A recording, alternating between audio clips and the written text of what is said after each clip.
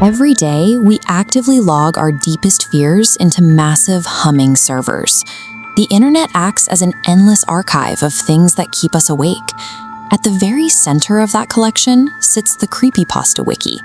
It is an exhaustive database housing over 11,000 pages of user-generated horror.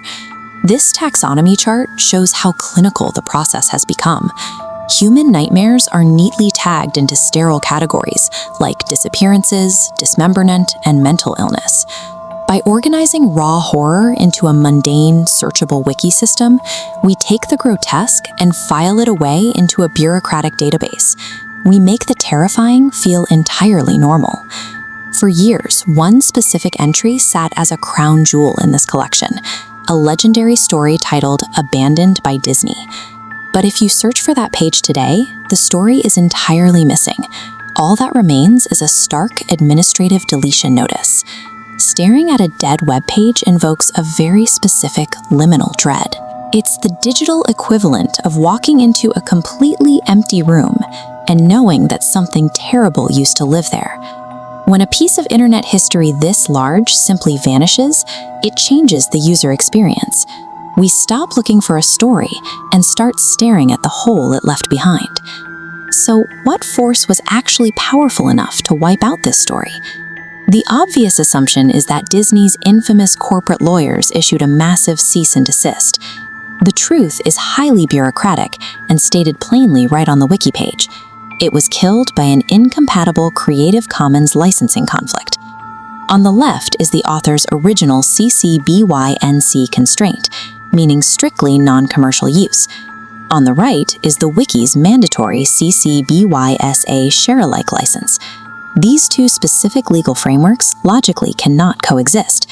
The moment they cross paths, it triggers an automatic purge. A terrifying narrative about an unfeeling, monolithic corporation abandoning a theme park was ultimately erased by the unyielding rules of an open-source copyright system. If you scroll down past the deletion text, you reach the See Also section at the bottom of the page.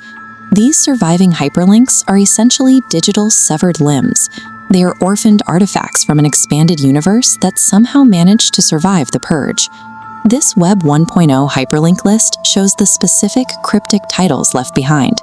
A few suggestions: Room 0, Corruptus, and supplemental ABD stuff. With the core story completely absent, your imagination is forced to overcompensate. Without any context, these unexplained titles feel sinister. The fragments left in the margins take on a life of their own.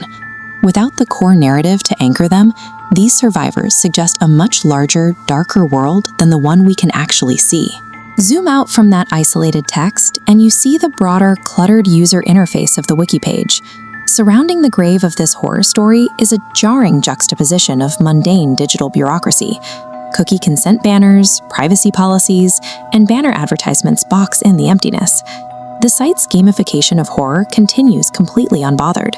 The sidebar still actively promotes Pasta of the Month voting links and ongoing writing contests right next to the dead page. The modern digital ecosystem is an unfeeling machine. It immediately paves over its dead, prioritizing continuous content generation and ad revenue over preserving internet history. But the administrative execution of Abandoned by Disney actually failed to kill the story. Removing the page from the main archive inadvertently elevated it. It transformed from a simple horror story into forbidden knowledge, permanently mythologizing its status. Look closely at this single, haunting link provided directly beneath the deletion notice. You can still view the story here.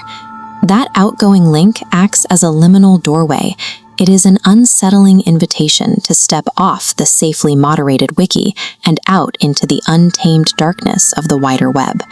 We come here looking for fictional monsters, but we find something much colder.